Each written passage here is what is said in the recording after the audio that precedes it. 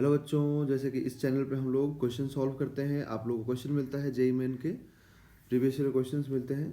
आज हम लोग फोटो इलेक्ट्रिक इफेक्ट एक चैप्टर पढ़ेंगे। ठीक है, चैप्टर का आज हम लोग कुछ पार्ट देखेंगे, बाकी चैप्टर ये 8-10 लेक्चर में पूरा कंप्लीट मिलेगा आपको। चलिए बच्चों, सबसे पहले समझते हैं हम लोग कि यहाँ पर मॉडर्न फिजिक्स के अंदर पहला चैप्टर कौन सा है। तो फोटो इलेक्ट्रिक है।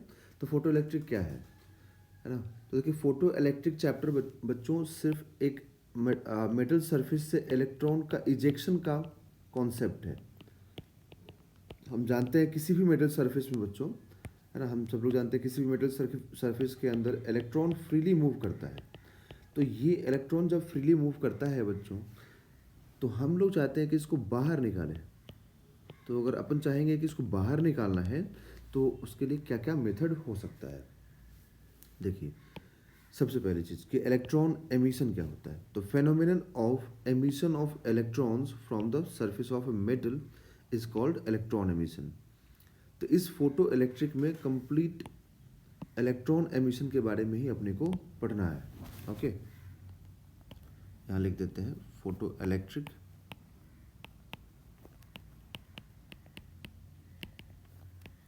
इफेक्ट।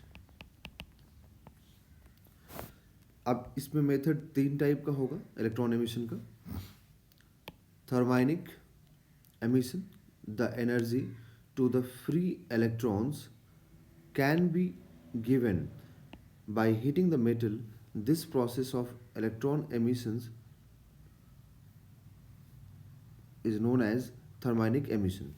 देखिए बच्चों, हमें इलेक्ट्रॉन अगर इजेक्ट करना है, अब मुझे अगर इलेक्ट्रॉन इजेक्ट करना है किसी मेटल सरफेस से, तो मैं कैसे कैसे इसको निकाल सकता हूँ, इसी के मेथड पे कंप्लीट है ये चैप्टर। तो इलेक्ट्रॉन निकालने के लिए मुझे, अगर मैं यहाँ पे हीट बढ़ाऊँ, अगर मैं हीट जनरेट करूँ, हीट डेवलप करूँ, तब भी ये यहाँ पे क्या होगा, एनर्जी गेन करके बाहर निकल जाएगा। अभी क्या है कि ये बच्चों इलेक्ट्रॉन बाउंडेड है, अभी ये सरफेस के अंदर है, सरफेस से बाहर तभी निकल सकता है ये इलेक्ट्रॉन्स जब इनको कुछ सफिशियंट एनर्जी मिलेगा। तो वो सफिशियंट एनर्जी, जैसे आप एग्जांपल के लिए लीजिए कि मैं बोल रहा हूँ कि इसको 1.5 इलेक्ट्रॉन का एनर्जी चाहिए बाहर निकलने के लिए, 1.5 इलेक्ट्रॉन वोल्ट का एनर्जी बाहर निकलने के लिए चाहिए। तो अब इसको इलेक्ट्रॉन को मैं 1.5 की एनर्जी कहाँ से दे सकता हूँ। तो मैं दे सकता हूँ कैसे, तो यहाँ पे हीट से मैं टेम्परेचर बढ़ाते जाऊँ बढ़ाते जाऊँ बढ़ाते जाऊँ। तो जैसे कि थर्मल फिजिक्स में हम जानते हैं कि जो हीट होता है या जो काइनेटिक एनर्जी होता है, वो टेम्परेचर पे डिपेंड करता है। ठीक है, इंटरनल एनर्जी किसी भी पार्टिकल का वो टेम्परेचर पर डिपेंड करता है। तो अगर आप यहाँ पर टेम्परेचर बढ़ाएंगे, इंक्रीज करते जाएंगे, तो इस इलेक्ट्रॉन का एनर्जी बढ़ेगा। अगर इलेक्ट्रॉन का एनर्जी बढ़ेगा, ठीक है, तो हो सकता है कि वो 1.5 जो मिनिमम एनर्जी चाहिए इस इलेक्ट्रॉन को इस सरफेस से बाहर निकलने के लिए, वो ये अचीव करके बाहर निकल जाए। ठीक है, तो एक तो हो गया थर्माइनिक एमिशन, उसी के बारे में मैंने यहाँ पे एक्सप्लेन किया। ठीक है, और जो इलेक्ट्रॉन बाहर निकलेगा थर्मल टेम्परेचर की वजह से, उसको बोलेंगे हम लोग थर्मायंस।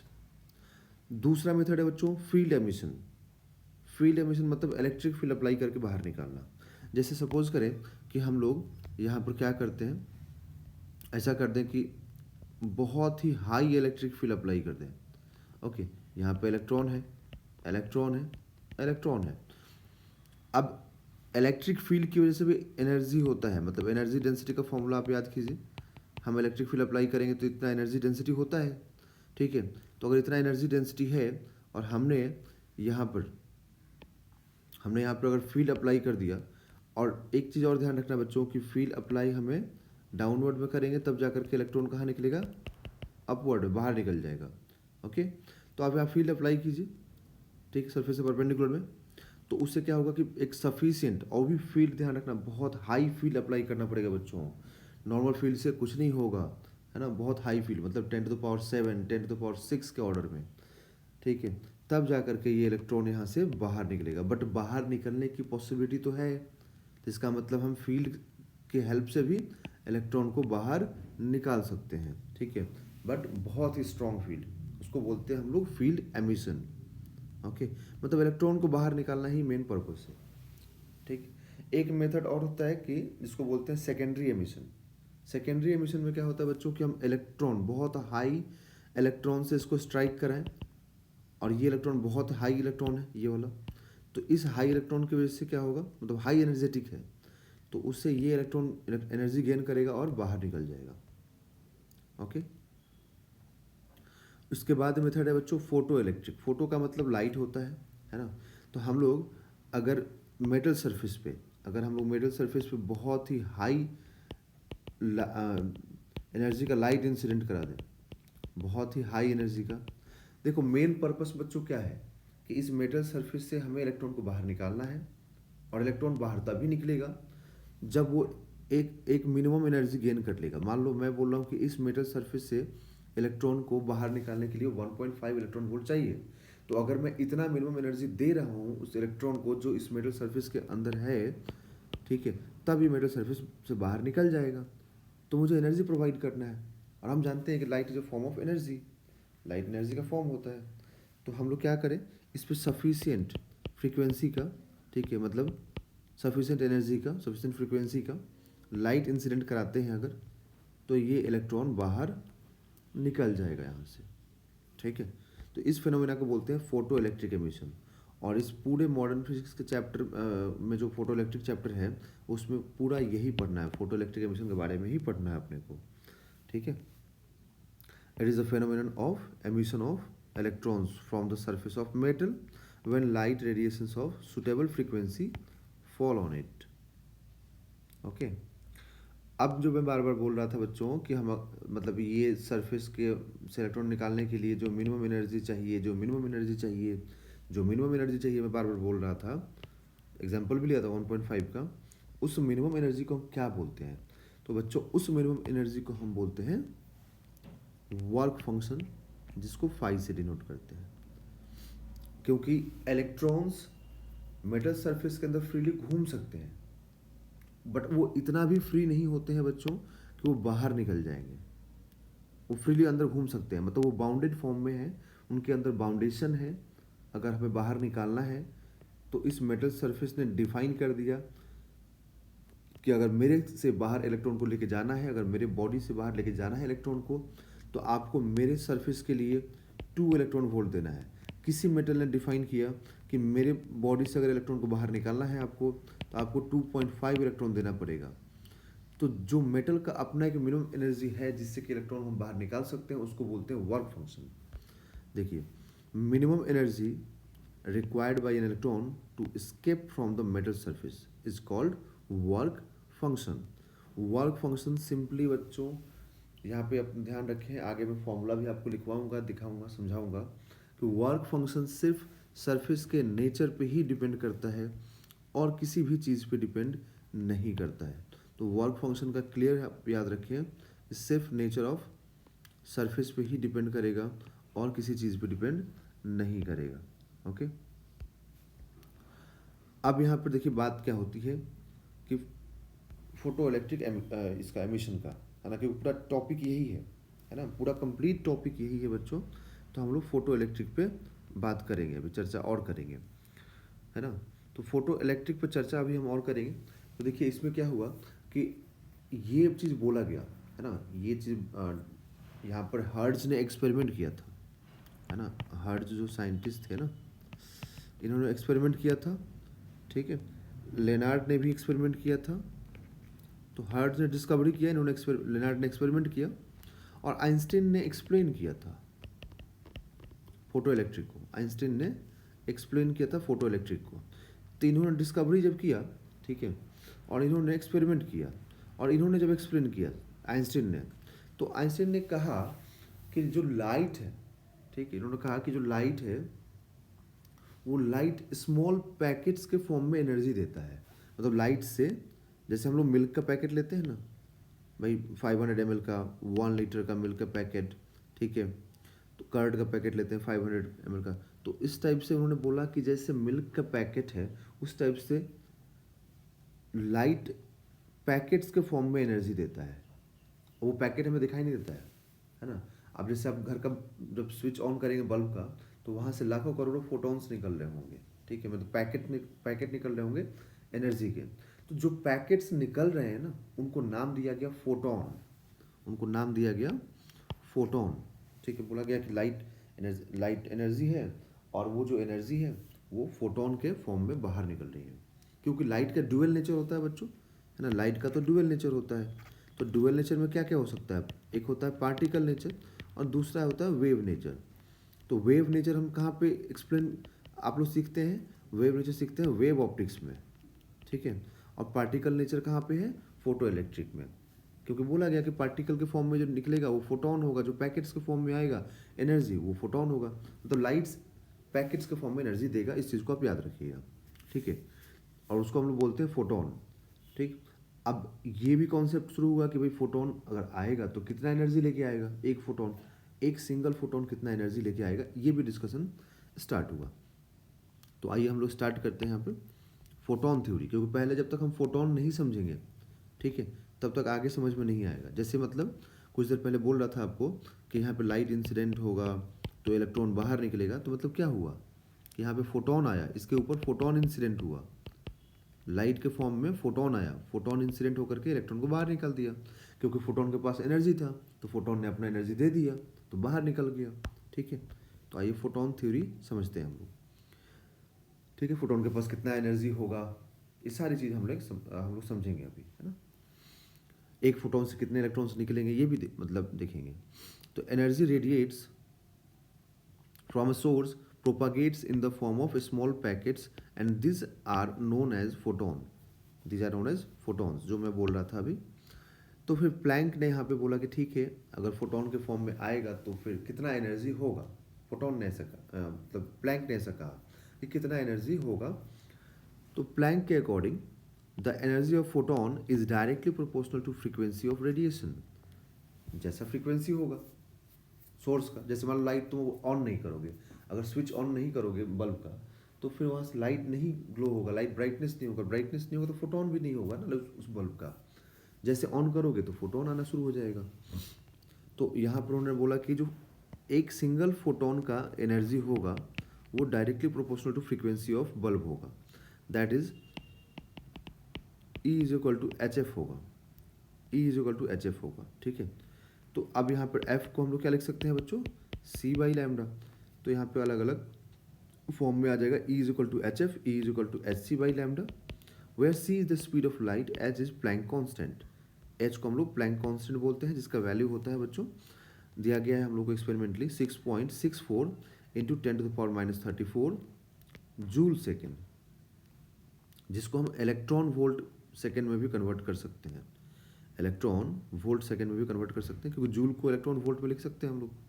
तो कितना हुआ ये याद रखना, बहुत इंपॉर्टेंट है बच्चों, ये एच का वैल्यू 4.14 इंटू 10⁻15 इलेक्ट्रॉन वोल्ट। क्योंकि कभी कभी क्या होता है कि इलेक्ट्रॉन वोल्ट में भी हमें ज़रूरत पड़ जाती है कन्वर्ट करने की, जैसे एनर्जी को इलेक्ट्रॉन वोल्ट में कन्वर्ट करना है ना। एनर्जी अगर हमें सारे ऑप्शन इलेक्ट्रॉन वोल्ट में दिए हुए हैं, और ज़्यादातर जो क्वेश्चन हैं उसके आंसर फोटो इलेक्ट्रिक में मैक्सिमम 99% वो इलेक्ट्रॉन वोल्ट के टर्म में ही आते हैं आंसर उसके, अगर एनर्जी पूछा है या वर्क फंक्शन पूछा है तो, ठीक है। इसलिए इसको याद रखिएगा, 4.14 इंटू 10⁻15, इसको इलेक्ट्रॉन के चार्ज से, है ना, डिवाइड करके मल्टीप्लाई करके तब कन्वर्ट किया गया है। स्पीड ऑफ लाइट ये सबको याद होगा, 3 इंटू 10⁸ मीटर पर सेकेंड। ओके, एच को हम लोग लिख सकते हैं, यहाँ पे देखिए 12,400 एंगस्ट्रॉम इलेक्ट्रॉन वोल्ट, या फिर 1240 नैनोमीटर इलेक्ट्रॉन वोल्ट, ऐसे हम लोग लिख सकते हैं। 1240 nanometre electron volt, 12,400 electron volt angstrom, ठीक है। मतलब अब आपको बार बार एच और सी रख करके यहाँ पे कैलकुलेट करने की जरूरत नहीं है, डायरेक्ट आप एच सी पुट कीजिए आपको, और लैम्डा पुट कीजिए, आपको आंसर मिलेगा बच्चों, ठीक है।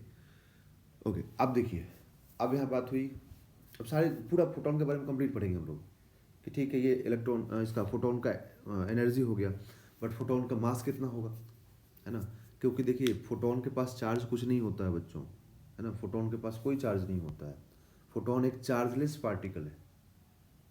इवन उसका रेस्ट मास भी जीरो होता है। रेस्ट मास बोलने का मतलब क्या होता है, रेस्ट मास बोलने का मतलब कि फोटोन जब रेस्ट में था, मतलब जब हम स्विच ऑन नहीं किए थे तब, जब स्विच ऑन नहीं करोगे तो फोटोन बाहर नहीं आएगा, फोटोन बाहर नहीं आएगा तो उसका मास कैसे होगा। तो इसलिए रेस्ट मास जो होता है ना फोटोन का, वो जीरो। जैसे हम लोग अभी आराम से मान लो बैठे हुए हैं, तो हमारा मास जो भी है वो क्या है, हमारा रेस्ट मास है। जो बॉडी रेस्ट पे है तब उसका मास जितना भी होगा वो रेस्ट मास कहलाता है, ठीक है।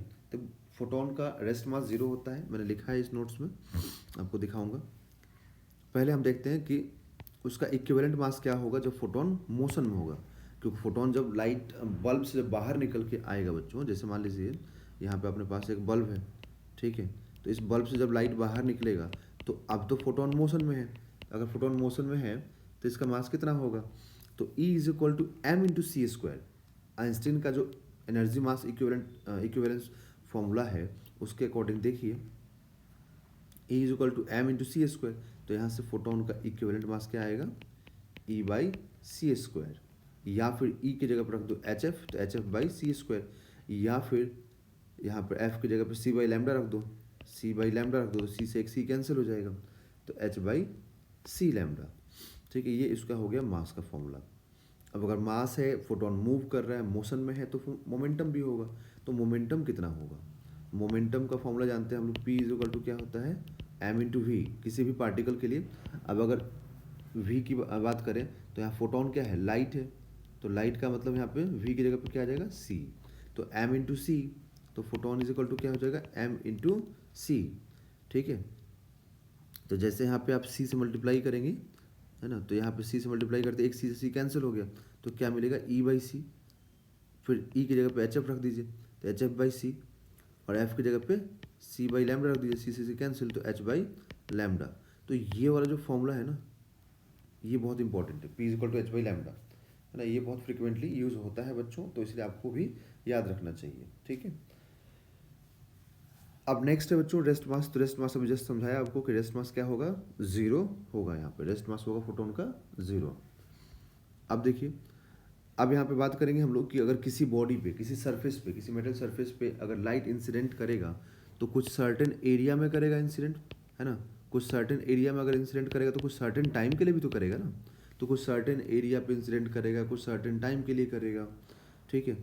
तो हम लोग को यहाँ पे इंटेंसिटी मिलेगा, क्योंकि इंटेंसिटी को हम लोग क्या डिफाइन करते हैं, एनर्जी पर यूनिट एरिया पर यूनिट टाइम।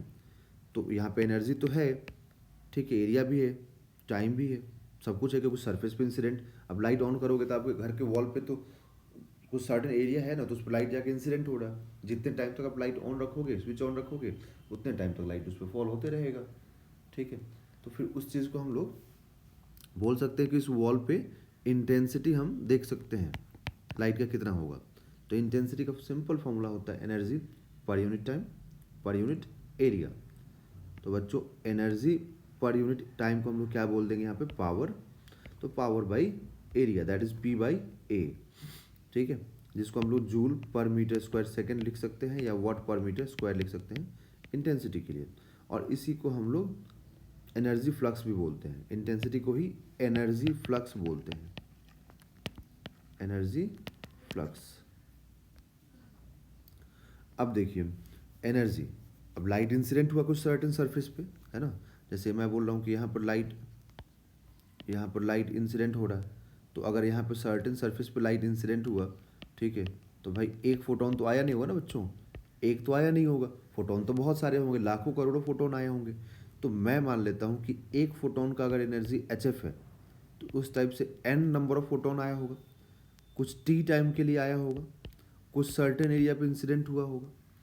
तो इंटेंसिटी क्या हो गया देखो, तो energy of photon, total energy, तो टोटल एनर्जी ऑफ फोटोन हम लोग क्या लिख देंगे बच्चों, एक सिंगल फोटोन का energy H F, total number of photon N, तो क्या हो जाएगा N H F upon A into T, क्योंकि सर्टेन एरिया पे आया है ना। तो ये एनर्जी ऑफ फोटोन हो गया, बाकी एरिया इंटू टाइम तो होगा क्योंकि उसको सर्टेन एरिया पर इंसिडेंट हुआ है। तो ये capital N by T, capital N by T, capital N क्या हो गया, नंबर ऑफ फोटोन हो गया, capital N is number of photon, यहाँ लिख देता हूँ नंबर ऑफ फोटोन, ठीक है। तो नंबर ऑफ फोटोन हो गया, तो नंबर ऑफ फोटोन, अब इसको टाइम से डिवाइड कर दो तो क्या मिल जाएगा, नंबर ऑफ फोटोन पर सेकेंड या पर यूनिट टाइम। तो एन बाई टी से मिलेगा नंबर ऑफ फोटोन पर यूनिट टाइम, ओके। तो इसको स्मॉल एन से डिनोट कर देंगे हम लोग एन बाई टी को, तो ये small N H F upon A. Okay, अब इक्वेशन नंबर 1, इक्वेशन नंबर 2, अगर इन दोनों इक्वेशन से हम लोग देखें तो ये भी इंटेंसिटी है, ये भी इंटेंसिटी है, मतलब ये भी इंटेंसिटी है, ये भी इंटेंसिटी है, तो हम इन दोनों को इक्वेट कर सकते हैं। तो इक्वेट करते क्या हुआ, P by A is equal to N H F by A. ठीक है, तो यहाँ से ए से ए कैंसिल, तो यहाँ से n इज इक्वल टू क्या मिलेगा, P बाई, इसको उठा के इधर भेज दो तो P अपॉन एच एफ। ठीक है, अब एच एफ में f को क्या लिख सकते हैं, C बाई लैम्डा, तो ये लैम्डा इधर आ जाएगा, तो क्या मिल जाएगा अपने को, n is equal to P lambda upon H C. ठीक है, अब ये जो 1 अपॉन एच सी दिख रहा है ना यहाँ पर, 1 अपॉन एच सी जो दिख रहा है, इस 1 अपॉन एच सी को 5 इंटू 10⁻24 लिख सकते हैं। ठीक है, जब सारा वैल्यूज पुट करेंगे हम लोग, सॉल्व करेंगे, तो आ जाएगा 5 into 10⁻24 per joule per metre into power into wavelength. मतलब कभी अगर आपसे number of photons per unit time पूछेगा तो आप सीधे power into wavelength into 5 into 10⁻24 रख करके सॉल्व कर सकते हैं बच्चों। ठीक है, तो ये अभी सिर्फ फोटोन के energy incident and intensity, number of photons के बारे में है। ठीक है, अब ऑब्वियस ये बात है बच्चों कि कहीं पे अगर फोटोन या कहीं पर लाइट अगर इंसिडेंट होगा, ठीक है, तो वहाँ पे लाइट रिफ्लेक्ट होता है, क्योंकि मान लो अगर मुझे अपने घर की, अपने रूम की वॉल दिखाई दे रही है लाइट ऑन करने पे, अभी डार्क था, लाइट ऑन करते ही, स्विच ऑन करते ही मुझे अगर अपनी रूम की वॉल दिखाई दे रही है बच्चों, इसका मतलब क्या हुआ कि वहाँ से लाइट रिफ्लेक्ट होकर के मेरे आइज़ में आया है ना, मेरे आइज़ में आया है, तभी तो मुझे दिखाई दे रही है। इसका मतलब लाइट रिफ्लेक्ट करेगा, और अगर लाइट रिफ्लेक्ट करेगा बच्चों, ठीक है, तो लाइट के पास मोमेंटम है, तो चेंज इन मोमेंटम भी आएगा, है ना, चेंज इन मोमेंटम भी आएगा। और अगर चेंज इन मोमेंटम आएगा बच्चों को, तो कुछ सर्टेन टाइम पर, है ना, कुछ सर्टेन टाइम के लिए, तो उसे हम टाइम से डिवाइड भी करेंगे, तो क्या हो जाएगा, change in momentum upon time को हम लोग बोलेंगे सिंपली फोर्स, है ना, फोर्स बोलेंगे हम लोग। ठीक, तो हम लोग नेक्स्ट जो वीडियो होगा बच्चों, उसमें हम लोग रेडिएशन फोर्स, रेडिएशन प्रेशर, ये सारी चीज़ें हम लोग कवर करेंगे कि मतलब फोटोन की वजह से कितना फोर्स और प्रेशर होगा। ठीक है, फिर हम लोग नेक्स्ट जो वीडियो होगा उसमें क्वेश्चंस भी सॉल्व करेंगे, उसके बाद फिर हम लोग आइंस्टाइन के इक्वेशन पे आएंगे। ओके।